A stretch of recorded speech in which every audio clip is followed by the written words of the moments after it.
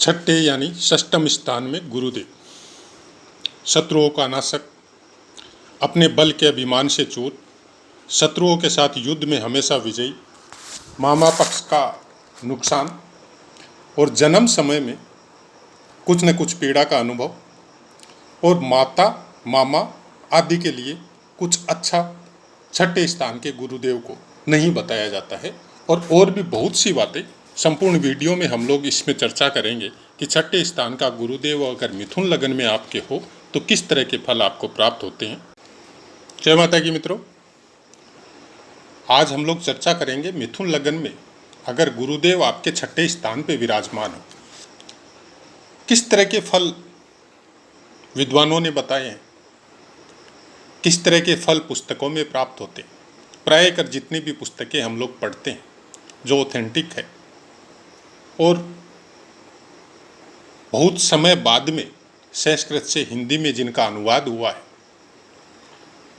उनके अनुसार लग्नानुसार बहुत कम देखने को मिलता है।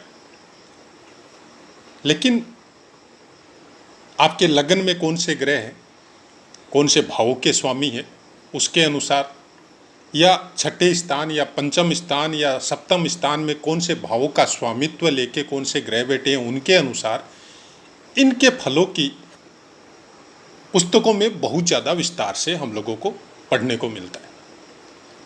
अब जब हम लोग लग्नानुसार चर्चा करते हैं तो उसके भावानुसार फलों को भी उस पुस्तकों के द्वारा हम लोग प्राप्त कर लेते हैं। तो क्या उन पुस्तकों के अनुसार वो फल वैसे के वैसे प्राप्त होते? हमारा कहना नहीं होते। प्रायकर सब वीडियो में हमने ये बातें बताई है आपको कि प्रायकर वैसे फल प्राप्त नहीं होते, कारण कि बहुत सी बातें हैं उसके अंदर नक्षत्रों का अपना योगदान होता है। और इस चैनल में नक्षत्रों के विषय में बहुत कुछ आपको बताया गया है। आप अगर पहली बार जुड़ रहे हैं तो आप पुराने वीडियो को अलग अलग प्ले लिस्ट हमने बना दी है, उसके अनुसार आप उसको जानने की कोशिश कीजिए। क्योंकि पूरे ही फलों में जब हम लोग नक्षत्रों के फलों को इनबिल्ट करते हैं तो पूरे ही फलों में वो परिवर्तन आ जाता है। पहले बात आपको ये याद रखनी पड़ेगी कि मिथुन लगन में गुरुदेव आपके सप्तम और द्वादश स्थान का स्वामित्व इनको प्राप्त है, मतलब दोनों केंद्रों का स्वामित्व इनको प्राप्त है। तो जाहिर सी बात है, कोई भी शुभ ग्रह जिनमें सबसे ज़्यादा शुक्रदेव और गुरुदेव अगर दो केंद्रों का स्वामित्व लगन को छोड़कर अगर प्राप्त है तो फिर इनके फलों को जानने में बहुत कठिनाई होती है। अच्छे करेंगे, बुरे करेंगे, किस तरह के फल प्राप्त होंगे। गुरुदेव और शनिदेव के विषय में कुछ बातें बहुत ज़्यादा चर्चा में रहती है कि गुरुदेव जहाँ विराजमान होते हैं उस स्थान के फलों का नाश करते हैं, और शनिदेव जहाँ विराजमान होते हैं उस स्थान के फलों की बढ़ोतरी करते हैं। आधी अधूरी बातें, कभी विस्तार से इसके बारे में चर्चा करेंगे। हालांकि पुस्तकों में आराम से देखने को मिल जाता है, अगर डीप उसमें जाके हम लोग सोचते हैं या देखते हैं तो फिर वो वैसा ही नहीं है जैसा बताया जाता है। उसमें बहुत गहरे रहस्य छिपे हुए हैं और उसको अगर डीप स्टडी में आप जाएंगे तो आपको बहुत कुछ अलग जानने को मिलेगा। हमने बार बार वीडियो में बताया है ये बात कि पुस्तकों में लिखी हुई बातें आप उसको की समझिए, वो एक चाबी है जिसको गहन अध्ययन और अभ्यास के द्वारा ही आप समझ सकते हैं। अदरवाइज उसको समझना, या फिर आपके पास प्रकांड विद्वान कोई ज्योतिषी होना पड़ेगा और आपका खुद का रिसर्च और खुद का ज्ञान बहुत अच्छा होना पड़ेगा, तब पुस्तकों की लिखी हुई बातें आपको थोड़ी अच्छे से समझ में आएगी। छठे स्थान में जब गुरुदेव बैठते हैं तो अगर उसके अनुसार जाए कि स्थान हानि करो गुरु, तो क्या इस स्थान की हानि कर देंगे, मतलब रोगों की हानि, शत्रुओं की हानि और ऋण की हानि नहीं करेंगे। कोई भी ग्रह जैसा बताया जा रहा है वैसा ही नहीं होता है। किसी के भी फल को जानने के पहले आपको ये देखना पड़ेगा कि वो कौन सा स्थान का स्वामित्व लेके विराजमान है। तो छठा स्थान, अष्टम स्थान और द्वादश स्थान, ये तीन स्थान कुछ ऐसे बताए गए हैं जो कि शुभ नहीं होते। और शुभ ग्रह अगर यहाँ पे बैठते, सबसे ज़्यादा शुभ ग्रह शुक्र और गुरु है, इनके लिए त्रिकोण बहुत अच्छा होता है। लेकिन अगर अशुभ स्थान में बैठते हैं तो उस अशुभ स्थान के फलों में जरूर कुछ न कुछ कमी करते हैं, बशर्ते आप अपने कर्म किस तरह से कर रहे हैं उसके ऊपर बहुत कुछ डिपेंड करता है। प्रायकर सब वीडियो में बोलते हैं हम ये बात कि आपके फलों को चेंज, प्लस और माइनस, प्रारब्ध से जो आप मिला है आपको, उसको आप अपने कर्मों के द्वारा मैनेज कर सकते हैं। न कोई पूजा पाठ कलयुग में काम करता है, न कोई मंत्र जाप काम करता है, न कुछ और काम करता है। ये आप जितना जल्दी इसको समझ सके, जितना जल्दी इसको अपने प्रैक्टिकल लाइफ में आजमा सके, ये आपके ऊपर है। बाकी ऐसे बहुत से चैनल हैं जो आपको बताएंगे कि ऐसे ऐसे उपाय कीजिए, आप करोड़पति हो जाएंगे, आपका ये दुख दूर हो जाएगा, आपकी पीड़ा दूर हो जाएगी, तो वो आप करते रहिए। हम किसी चैनल पे कोई आक्षेप नहीं लगाते। हम जो हकीकत है, जो हमने भोगा है या जो अभ्यास में देखा है, उसी की बातें करेंगे। छठे स्थान का गुरुदेव आपको शत्रु बनाने की प्रेरणा नहीं देगा, क्योंकि गुरुदेव ज्ञान के कारक है। ज्ञान कौन सा? वो ज्ञान जो सदियों से, जब से मानव का विकास चालू हुआ है, जब से ऋषि मुनियों ने एक उसी ज्ञान को समझने के लिए आपको पुराण या अलग अलग ऑथेंटिक पुस्तकें अलग अलग जातियों और धर्मों के लिए बनाई गई है, उस ज्ञान को प्राप्त करने के लिए केवल गुरुदेव हेल्प करता है। बुद्धि बुद्ध देव की कारक है। बुद्धि से संबंध में जब आपको कोई बात करनी है, तुरंत निर्णय लेने की बुद्धि आपके अंदर कितनी प्रबल होगी, तब आपको बुध ग्रह देखना है। लेकिन आपके अंदर ज्ञान कितना होगा, चीज़ों को समझने की प्रवृत्ति आपकी कैसी होगी, किस तरह से समाज के लिए आप अपने आप को समाज के साथ उसकी सहायता के लिए, उसका दुख दूर करने के लिए वो ज्ञान जो चाहिए, उसका कारक गुरुदेव है। जब छठे स्थान में बैठते हैं तो सेवा भावना प्रबल होती है। चाहे वो प्रभु की सेवा करे, चाहे जनमानस की सेवा करे, चाहे किसी और की सेवा करे, चाहे आज के वर्तमान परिप्रेक्ष्य में अगर देखें तो आप सर्विस कर सकते हैं। सर्विस भी एक तरह की सेवा है, उसी के द्वारा आपका धनार्जन होता है। कुछ ऐसी प्रवृत्ति आपकी या ऐसा कोई बिजनेस या वो जो लोगों को राय देने के या लोगों को कुछ डिप्लोमा के द्वारा, जैसे सीए होता है, सीएस होता है, वकील होता है, तो वो आपका दुख दूर करने के एवज में अपने परिवार को चलाने के लिए कुछ फीस वगैरह आपसे लेता है। वैसे काम, बशर्ते कि आपका गुरु प्रबल होना पड़ेगा, उसके अंदर पावर होना पड़ेगा। लेकिन इतनी आसान नहीं देगी, इतनी आराम से आपको नहीं मिलेगा। उसका कारण है कि दो दो केंद्रों का स्वामित्व इनको प्राप्त है, तो कुछ न कुछ दोष यहाँ पे गुरुदेव को प्राप्त होता है। अगर वो अलोन है, किसी के साथ है, तब उसके फलों में पूरी तरह परिवर्तन आ जाएगा। लेकिन अगर अलोन है तो कुछ न कुछ उसके फलों में आपको कमी आएगी, जो छठे स्थान में रहने से कुछ शुभ भी होता है और कुछ अशुभ भी होता है। दोनों चीज़ें देखने को मिलेगी। सप्तम स्थान का स्वामित्व लेके छठे स्थान में बैठे, अपने सप्तम स्थान से 12वें में बैठे, तो जाहिर सी बात है आपको अपनी पत्नी के स्वास्थ्य के लिए कुछ खर्चा अधिक करना पड़ेगा, या उसके व्यवहार के लिए, या उसके सजने संवरने के लिए, या उसकी महत्वाकांक्षा की पूर्ति के लिए आपका धन के मामले में या आपको उस चीज़ के मामले में आपके खर्चे कुछ ज़्यादा रूप में आपको देखने को मिलेंगे। उसके लिए हो सकता है आपको ऋण लेना पड़े, या हो सकता है कुछ ऐसे कर्म वो भी आपको करने पड़ सकते हैं जब आप पूरी तरह संसार्गिक हो जाएंगे और सब कुछ सुख पत्नी के स्वरूप में ही उसको समझेंगे, तब उसके लिए आपके खर्चे भी ज़रूरत से ज़्यादा बढ़ेंगे। अब वो देखना पड़ेगा कि सप्तम स्थान को देख कौन रहा है, उसके ऊपर निर्भर करता है। हो सकता है ऐसी पत्नी, क्योंकि गुरु है, सप्तम स्थान का स्वामित्व छठे स्थान में विराजमान है, तो ऐसी पत्नी आपको मिले, उसके द्वारा आप बहुत ज़्यादा उन्नति कर लें।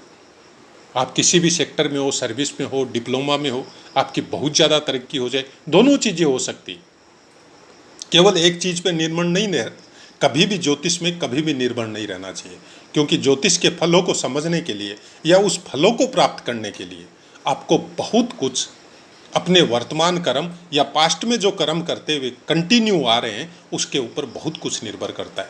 और ये कोई पुस्तकों के द्वारा लिखी हुई बातें नहीं है। यह इसका चाहे आप अभ्यास समझ लो, चाहे हमने अपने परिवार या अपने दोस्त या अपनी कुंडली पे जब इसको लगा के देखा है तो ये 100% कन्फर्म है कि आपके कर्मों के अनुसार आपको फलों की प्राप्ति वो ग्रह करवाते हैं। प्रारब्ध आपका क्या है वो एक अलग मैटर है, वर्तमान आपके कर्म क्या कैसे हैं वो सबसे बड़ा मैटर करता है। इसीलिए इसी ज्योतिष के अनुसार बहुत से पाठों में बताई है हमने ये बात। इसी ज्योतिष के अनुसार हम लोगों को सनातन धर्म में कुछ नियम बनाए थे ऋषि मुनियों ने, बुजुर्गों ने, कि किस तरह से अपनी दैनिक दिनचर्या रोज की किस तरह से हम लोगों को करनी चाहिए और कौन कौन से नियमों को शक्ति के साथ पालन करना चाहिए। अब बात है दशम स्थान की, क्योंकि दशम स्थान का भी मिथुन लगन में स्वामित्व गुरुदेव को प्राप्त है। तो दशम स्थान से गुरुदेव यहाँ पे नवम बैठेंगे। अब आप इसको समझने का कोशिश कीजिएगा कि कोई भी ग्रह जो अपने स्वामी राशि से अगर नवम बैठता है, पंचम बैठता है, चतुर्थ बैठता है, सप्तम बैठता है, केंद्र में बैठता है, त्रिकोण में बैठता है, तब उसके फलों में बढ़ोतरी करता है, न कि कमी करता है। अब यहाँ पे कर्म स्थान आपका बहुत सॉलिड होता है। हाँ, ये बात अलग है कि दुश्मनों से पीछा छूटना थोड़ा मिथुन लगन वालों के लिए मुश्किल हो जाएगा। और अगर आपका लग्नेश प्रबल है, लग्नेश आपका पावरफुल है, तो फिर कुछ बिगड़ नहीं पाएगा। लेकिन फिर भी आपको तकलीफ देंगे आपके कार्य क्षेत्र में इंसान, क्योंकि छठे स्थान में बैठे हैं। लेकिन वही तकलीफ आपके लिए कुछ न कुछ फायदा देके आपको बाद में जाएगी। वही तकलीफ के द्वारा आप संघर्ष के द्वारा अपना एक स्टेटस प्राप्त करेंगे। अब जब दृष्टि की बात की जाती है तो अपनी राशि को पंचम दृष्टि से या दशम स्थान को देखेंगे। अब गुरु की दृष्टि को अमृत बोला जाता है और ये हकीकत है। आप जब गुरु के फलों को समझने की कोशिश करेंगे तो आपको खुद को समझ में आएगा कि अगर गुरुदेव से कनेक्टेड आप काम कर रहे हैं, क्या चीज़ गुरुदेव से कनेक्टेड क्या है। हमने आपको बताया कि वो ज्ञान जो आपके अपने परिवार के, अपने समाज के, अपने देश के हित में काम आए, वो काम अगर आप कर रहे हैं तो यहाँ पे गुरुदेव आपको बहुत ज़्यादा फेमस करेंगे। आम आदमी आपके सामने, आपके पीछे कोई भी दुश्मनी नहीं रखेगा, उल्टा ये बोलेगा कि ये आदमी, इससे अगर कोई राय लेनी है तो कोई दुश्मन भी आपके पास आएगा। अगर गुरुदेव पूरी तरह प्रबल है और उसके अनुसार कर्म आप कर रहे हैं तो फिर वो गलत राय नहीं देगा, चाहे दुश्मन भी हो। और इसी वजह से आप फेमस होंगे। ये कुछ खास बातें हैं गुरुदेव की। हर ग्रह के बारे में जब पाठ आता है तो हम प्रायकर ये बातें बताते हैं, क्योंकि अभ्यास के द्वारा जब देखते हैं, जब डीपली उस ग्रह का अध्ययन करते हैं और उसके ऊपर जब चलने की या चलाने की कोशिश किसी को कर रहे हैं और उसके फल जब उस रूप में अगले को मिल रहे हैं या हमको मिल रहे हैं, तब समझ में आता है कि कोई भी ग्रह आपका कहीं भी प्लेसमेंट हो, जरूरत है कि आप उसके अनुसार कार्य कर रहे हैं या नहीं कर रहे हैं। अगर नहीं कर रहे हैं तो फिर उसके माइनस फैक्टर आपको मिलेंगे, और अगर कर रहे हैं तो फिर वो प्लस पॉइंट आपको मिलेंगे। अब यहाँ से गुरुदेव आपके 12वें स्थान को देखेंगे सप्तम दृष्टि से। विदेश प्रवास हो सकता है, लंबी लंबी यात्राएं हो सकती है जो आपके कर्म क्षेत्र को बहुत ज़्यादा बढ़ा सकती है।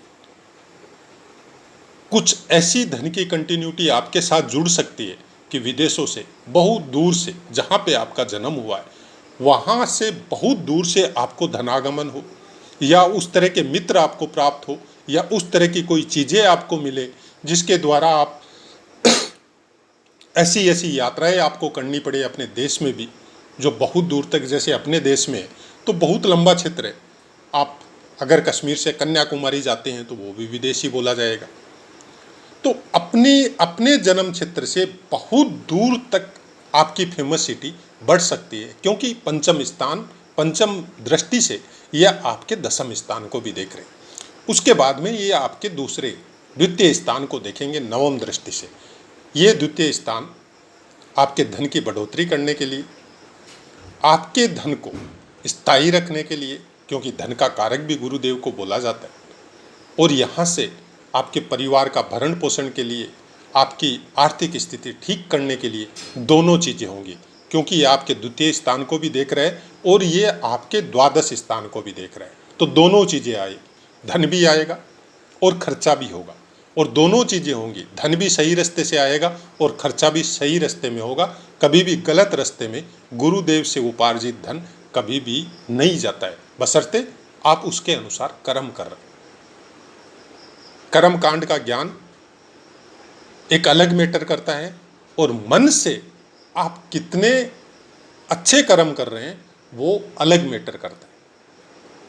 यहाँ पे छठे स्थान पे गुरुदेव विराजमान होने से आपको मंत्रों के समझ में, तंत्रों के दृष्टि में ये सब ज्ञान भी आपको प्राप्त करवा सकते हैं। तो ये सब चीज़ें जब गुरुदेव की आप कोई भी पाठों को जब आप अध्ययन करें, तो कुछ चीज़ें हैं जो पुस्तकों के अनुसार फर्स्ट में हम बता देते हैं कि पुस्तकों में ये लिखा हुआ है, लेकिन क्या वैसा का वैसा मिलेगा? हमारे अनुसार हम प्राहिकर पाठ में बोलते हैं, कभी नहीं मिलता है, बहुत कम चांस रहते हैं। एक चीज़ नोट कीजिएगा, हम प्राहिकर किसी पाठ में बोला हो, क्योंकि बहुत सी बातें हैं, अभ्यास में बहुत कुछ देखा है, गुरुमुख से भी बहुत कुछ सुना है। जब हम लोग दशा या महादशा की बातें करते तो ये बोला जाता है कि आपके लग्न के अनुसार आपका कौन सा ग्रह फिलहाल एक्टिव चल रहा है, कैसे पता चले महादशा किसकी है और महादशा में अंतरदशा किसकी है, पिन पॉइंट कब आएगा, प्रत्यंतर दशा किसकी है, उसको मिलान करना पड़ेगा।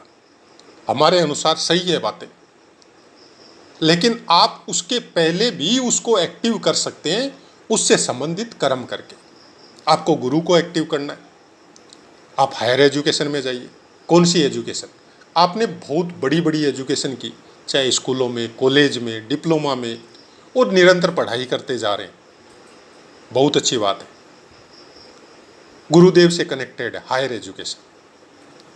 लेकिन क्या गुरुदेव से ये कनेक्टेड है कि उस हायर एजुकेशन को आप इसलिए कर रहे हैं क्योंकि आपका पैकेज मल्टीनेशनल कंपनी में बहुत हाई आपको प्राप्त होता है? तो क्या ये गुरुदेव से कनेक्टेड है? हम सोचते हैं कि नहीं। गुरुदेव आपको ज्ञान देता है, हाँ, भरण पोषण का भी बहुत बड़ा इसमें, जो हम लोग परिवार के लिए, लालन पालन के लिए जो हमको धन चाहिए, जिसकी ज़रूरत है, वो ज़रूरी है। धन के भी कारक गुरुदेव ही। लेकिन क्या उस ज्ञान को इस लेवल में ले जाए कि खाली पैसे के लिए ही आगे चलना है? उसके लिए गुरुदेव नहीं है। फिर राहु का एंट्री वहाँ पे होता है, ये ध्यान रखिएगा। गुरुदेव अच्छे रास्ते से धन कमाने की प्रवृत्ति देता है, वो भी ज्ञानानुसार। आपके हृदय में वो ज्ञान कितनी अच्छी तरह से आपने संभाल के रखा हुआ है, ये आपके ऊपर निर्भर है। क्योंकि जो भी ज्ञान आपके पास है और उसके द्वारा आप धनार्जन कर रहे हैं, तो वो धनार्जन केवल आपकी स्वार्थ पूर्ति के लिए आप कभी यूज नहीं करेंगे। आप किसी को भी देख लीजिए, जो भी धनार्जन कर रहा है वो केवल अपनी स्वार्थ पूर्ति के लिए, अपना सबसे पहला अपना सुख, उसके बाद में परिवार का सुख, इस तरह की अगर प्रवृत्ति है तो आप मान के चलिए गुरुदेव आपका कहीं भी विराजमान हो, गुरुदेव से प्राप्त धन कभी भी फलीभूत नहीं होता। ये आप प्रैक्टिकल में अपने अगल बगल में गुरुदेव से कनेक्टेड काम करने वालों के साथ आप खुद प्रैक्टिकल में देख सकते हैं। हम ये नहीं कहते कि गुरुदेव आपको गुरुदेव से कनेक्टेड काम, चाहे वो कर्मकांड हो, चाहे वेदों का ज्ञान हो, चाहे बड़े बड़े जो कथावाचक है उनकी बातें हो, उसके द्वारा जो धनार्जन बड़े बड़े मठों पे जो बैठे हुए हैं विद्वान, उनको जो धन प्राप्त हो रहा है, लेकिन क्या सबके सब वो धन गलत काम में यूज कर रहे हैं? नहीं। ये कुछ सोशल मीडिया का प्रभाव है कि हम लोग केवल नेगेटिव देख रहे हैं, क्योंकि नेगेटिव का प्रचार बहुत ज़्यादा होता है। ऐसे ऐसे मठ, ऐसे ऐसे संत भी है जो उस धन का एक पैसे का भी दुरुपयोग तो बात छोड़ो, अपने स्वार्थ के लिए यूज नहीं करते, केवल समाज के लिए, गौशालाओं के लिए, लोगों का भला करने के लिए उसी में उस धन का 1 रुपया भी अपने ऊपर यूज नहीं करते। जो उनको भोजन एक टाइम जो ग्रहण करते हैं उसी में संतुष्ट होते हैं। तो किसी को गाली देना या किसी ज्ञानी को बिना मतलब अपने एक जरा से ज्ञान के द्वारा उसके ऊपर मिथ्या आरोप लगाना, ये गुरुदेव, आपकी कुंडली में बैठे हुए गुरुदेव को कुछ न कुछ हानि जरूर पहुंचाता है। फिर गुरुदेव का वो ज्ञान आपके अंदर आना थोड़ा बहुत मुश्किल होता है। इसलिए हमारा कहना ये है कि भ्रामक मीडिया, भ्रामक सोशल मीडिया, उनसे दूर होके केवल वो चैनल ज्वाइन कीजिए जो आपको सही शिक्षा दे रहे हैं, नहीं तो फिर पुस्तकों का अध्ययन कीजिए। आज सोशल मीडिया का हम भी देखते हैं, ऐसी बात नहीं है हम नहीं देखते, इसलिए हमको पता है कि सोशल मीडिया कहाँ तक फैल गया और किस तरह की बातें सोशल मीडिया में, चाहे छोटे पोस्ट के द्वारा हो, चाहे छोटे मोटे वीडियो के द्वारा हो, चाहे हंसी मजाक के रूप में हो, कुछ इस तरह की चीज़ें प्रसारित हो रही है जो हम लोगों के एक्चुअल ज्ञान को डिस्टर्ब करती जा रही है। हम लोग समझ ही नहीं पा रहे हैं कि किसी ने बोल दिया गुरुदेव आपके 6ठे स्थान में, मतलब आपका कर्जा कभी नहीं उतरेगा। क्यों नहीं उतरेगा ये बताइए। गुरुदेव कर्जे के कारक नहीं है, गुरुदेव धन के कारक है। अब 10वें स्थान का स्वामित्व लेके अगर 6ठे स्थान में बैठे हैं तो ऐसा भी हो सकता है कि आप अपने कर्मों के लिए, आप अपने डिप्लोमा के लिए, आप अपने वर्क प्लेस में, आप कुछ बहुत बड़े व्यापार के लिए कोई कर्जा ले रहे हैं और उसी कर्जे से उस व्यापार को ग्रो कर रहे हैं, क्योंकि पंचम दृष्टि से उसको देख रहे हैं। तो वैसा भी तो हो सकता है। बहुत से ऐसे जितने भी बिजनेसमैन हैं जिन्होंने बहुत बड़ी छलांगे लगाई है, बहुत ऊपर तक उनका बिजनेस फैला है, तो क्या गुरुदेव उनके 6ठे स्थान में नहीं हो सकते? जरूर हो सकते, क्योंकि 6ठे स्थान में बैठा हुआ गुरुदेव आपको आसानी से कर्जा दिलवाता है। तो लेकिन उस कर्जे का उपयोग कहाँ कर रहे हैं? वो बुद्धि, वो ज्ञान आपके अंदर होना बहुत जरूरी है। इसी को बोलते हैं कि किसी भी ग्रह को देखने के पहले उस ग्रह से कनेक्टेड ऊर्जा को समझना बहुत जरूरी है। अगर उस ऊर्जा को हम लोग सही तरीके से समझ गए तो उस ग्रह को मैनेज करना बहुत आसान है। कैसे मैनेज करें? अपने कर्मों को सुधारिए। मिथ्या आरोप किसी पे लगाना, किसी भी विद्वान के लिए गलत अपशब्द बोलना, किसी के ऊपर भी हम लोग मिथ्या आरोप, कोई सोशल मीडिया में देख के कोई अनर्गल कमेंट करना, उसको कोई फर्क नहीं पड़ता है, क्योंकि वो आदमी जिसके ऊपर ये पोस्ट आ रही है उसको खुद को पता ही नहीं है। लेकिन हम लोग लगे पड़े हैं कमेंट करने के लिए, उससे हम लोगों का वर्तमान खराब हो रहा है। क्योंकि एक पोस्ट पे गलत कमेंट किया, 2 पोस्ट पे किया, 3 पोस्ट पे किया, बाद में हम लोग हैबिचुअल हो गए। हैबिचुअल होने से क्या हुआ? हम लोग भ्रामक जानकारी में इतने ज़्यादा डूब गए कि राहु नेगेटिव को एक्टिव कर दिया हम लोगों ने, और गुरुदेव का जो फल हम लोगों को मिलना चाहिए था वो कुछ भ्रामक जानकारी की वजह से पूरी तरह नेग्लेक्ट हो गए। यही होता है, फलों को हम लोग खुद बिगाड़ने की वजह से जब हम लोग देखते हैं कि गुरुदेव हम लोगों का बहुत अच्छा है फिर भी अच्छा फल नहीं मिल रहा है, उसका कारण यही होता है। किसी का सूर्य बहुत अच्छा है लेकिन उसको अच्छा फल नहीं मिल रहा है, उसकी कुंडली बता रही है राजयोग होगा, सरकारी नौकरी मिलेगी, लेकिन नहीं मिल रही है। तो क्या कुछ हम लोग के कर्म वैसे कर दिए जिसकी वजह से वो ग्रह जो है पूरी तरह नेगेटिव हो गया, या उसने फल देना बंद कर दिया? ऐसा ही होता है। ये बहुत से वीडियो में ये बातें हमने अच्छी तरह से बताई है कि किसी भी ग्रह से संबंधित जब आपका कोई ग्रह बहुत ज़्यादा योग कारक हो तो उसको बल देना है, उससे संबंधित अपकर्म नहीं करने। और हर ग्रह से संबंधित कर्म और अकर्म दोनों चीज़ें हैं। जब आपका कोई ग्रह बहुत ज़्यादा योग कारक है और अच्छे स्थान में प्लेस है तो हमेशा ध्यान रखिए उससे संबंधित, उसको नाराज करने वाले, जैसे आप अपने वेल विशर को झगड़ा करते हैं या नाराज करते हैं या उसके विषय में अपशब्द बोलते हैं और उसको शत्रु बना देते हैं, तो वो वेल विशर हो सकता है आपका नुकसान नहीं करे, लेकिन वो आपको फायदा देना बंद कर देगा। फायदा देना बंद करने का मतलब हुआ कि जो ग्रह आपको खराब फल दे रहा है वो एक्टिव हो जाएगा, क्योंकि उसने आपके ऊपर जो सुरक्षा कवच बना रखा था वेल विशर ने, वो सुरक्षा कवच उसने हटा दिया। अब फिर भोगते रहिए, यही मानव जीवन है। हम लोग अपने दुष्कर्मों का परिणाम भोगते हैं, चाहे इस जीवन में चाहे आगे कोई जीवन में। तो आशा है मित्रों, पाठ में अगर कुछ बात आपको लगे पूछनी है तो कमेंट कीजिए, जरूर आंसर मिलेगा। वाणी को विराम देते हैं। जय माता।